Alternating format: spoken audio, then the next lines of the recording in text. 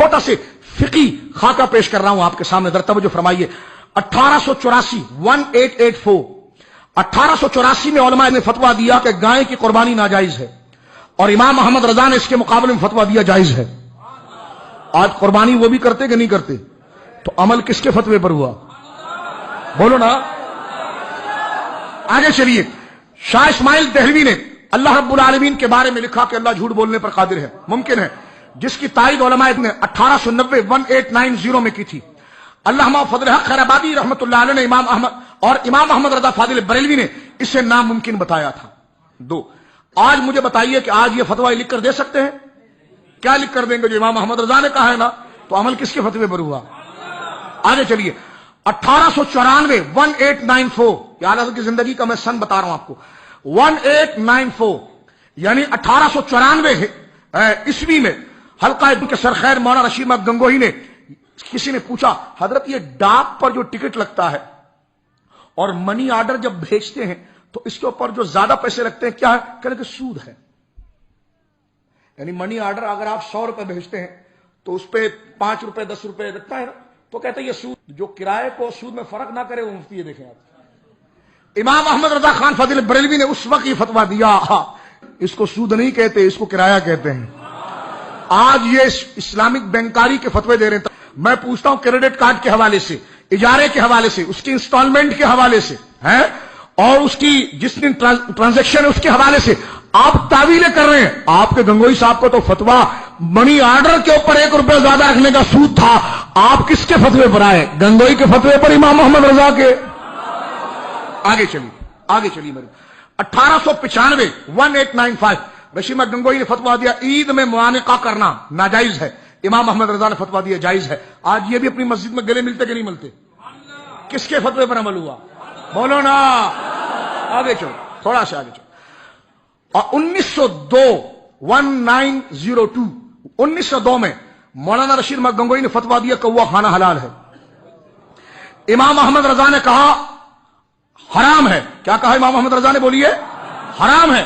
مجھے بتائیے آج یہ کوے کی دعوت کرتے ہیں؟ آج کوے سے جان چھڑاتے ہیں نا، تو عمل کس کے فتوے پر؟ گنگوئی کے فتوے پر، اعلیٰ حضرت کے فتوے پر؟ بولو نا سبحان اللہ، بولو، اعلیٰ حضرت کے فتوے پر۔ چلو تھوڑا آگے چلتے ہیں۔ اسی طرح 1905 میں رشید احمد گنگوئی نے کہا، جب نوٹ ایجاد ہوا تھا، پہلے تو سکے چلتے تھے نا سونے چاندی کے، لیکن ایجاد ہوا تو علماء سے پوچھا گیا، بڑا نیا مسئلہ تھا کہ نوٹ کو کیا کہیں گے، یہ کرنسی ہے کہ نہیں ہے؟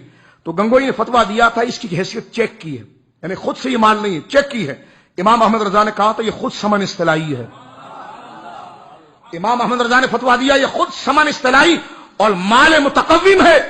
مجھے بتائیے آج کوئی یہ کہہ سکتا ہے کہ نوٹ چیک ہے؟ مال متقوم کہتا ہے نا، تو عمل کس کے فتوے ہوا؟ گنگوئی پہ، اعلیٰ حضرت کے۔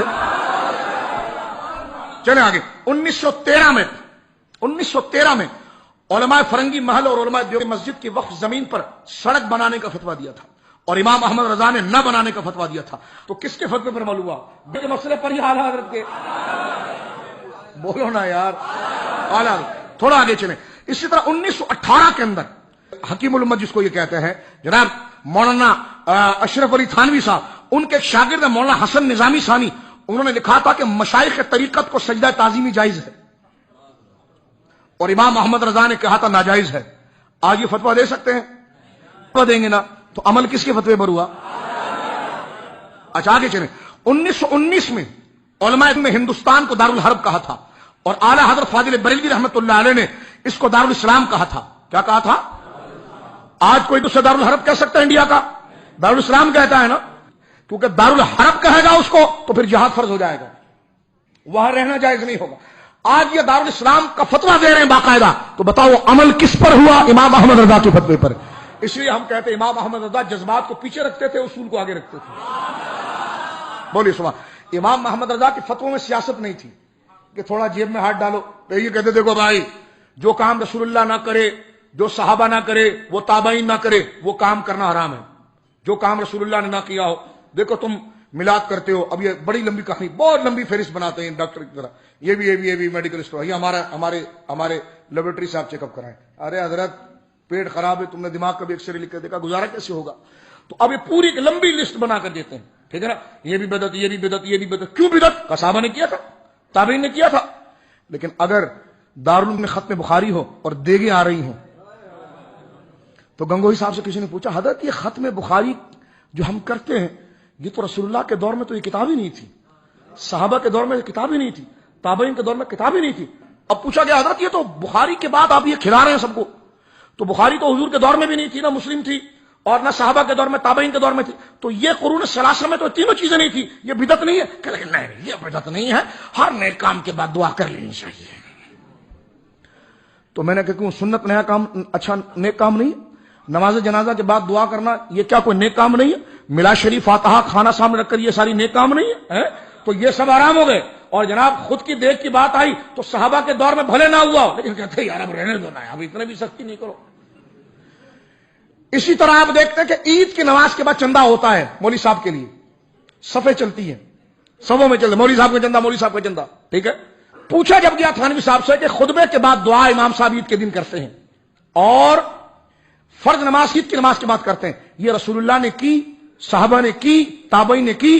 تو واضح بہشتی زیور حصہ نمبر 11 باب العیدین میں یہ مسئلہ لکھا ہوا، خدا کی قسم. وہ کہتے ہیں عید کی نماز کے بعد دعا کرنا، اور یہ فتاوی دارالعلوم دیوبند عزیز الرحمان میں بھی ہے عیدین کے باب میں. کہتے ہیں عید کے بعد اصول تو یہ تھا بدعت کا جو کام رسول اللہ کے دور میں نہ ہوا ہو، صحابہ کے دور میں نہ ہو، تابعین کے دور میں نہ ہو. تم بڑے گندے ہو، تم بڑے بدعتی ہو، وہ کام کرتے جو صحابہ نے نہیں کیا. ہم نے کہا حضرت تو آپ کو فرشتے ہیں، آپ نے کیا کیا؟ آپ نے کیا کیا ذرا کر کے بتائیے. کہ جناب عید کی نماز کے بعد جھولی چلتی ہے نا، تو جتنی لمبی دعا ہوگی اتنی زیادہ صفیں ٹرکے گی. تو تھانوی صاحب کہتے ہیں عید کی نماز کے بعد دعا نہ رسول اللہ نے کی، بہشتی زیور حصہ 11 عیدین کے، نہ رسول اللہ نے کی، نہ صحابہ نے کی، نہ تابعین نے کی. لیکن ہر نیک کام کے بعد اور نیک کام کے بعد اگر دعا کر لی جائے تو یہ بھی مسنون ہے. میں نے کہا یہ قاعدہ میلاد پر کیوں نہیں لگاتے آپ؟ اور آپ دیکھیں نا یہ اصول ٹوٹ گیا نا، اصول تو خود توڑ دیا آپ نے. اب بدعت بدعت بدعت بدعت، کیا بدعت؟ میٹھا میٹھا ہپ ہپ کڑوا کڑوا تھو تھو.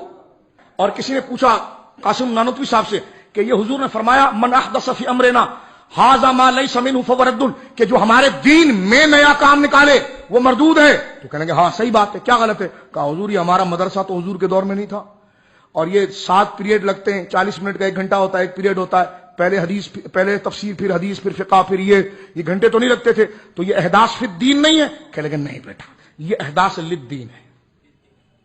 دیکھو جب اپنا مسئلہ آیا تو کیسا لفظ بدلا ہے. کہتے ہیں یہ احداث فی الدین نہیں، حضور نے تو احداث فی الدین منع کیا تھا، یعنی دین میں نکالنا منع ہے. یہ دین میں نہیں ہے، یہ دین کے لیے ہے. میں نے کہا توبہ توبہ توبہ، جب اپنی بات پھنسو تو احداث فی الدین و احداث للدین. تو چلو اسی تعبیر پر آ جاؤ، چراغا دین میں نہیں ہے، عشق محمد کے لیے ہے. جلوس دین میں نہیں ہے، عشق مصطفیٰ کے لیے ہے. دین میں عشق مصطفیٰ ہے اور یہ عشق مصطفیٰ کے لیے ہے. اس پر صلاح کر لو، بات ختم ہو جاتی ہے. اب میرے دوستو آخری جملے آپ سنیے اور گفتگو کو ہم ختم کرتے ہیں. امام احمد رضا خان فاضل بریلوی نور اللہ مرقدہ، میں نے سارا دور آپ کے سامنے عرض کیا.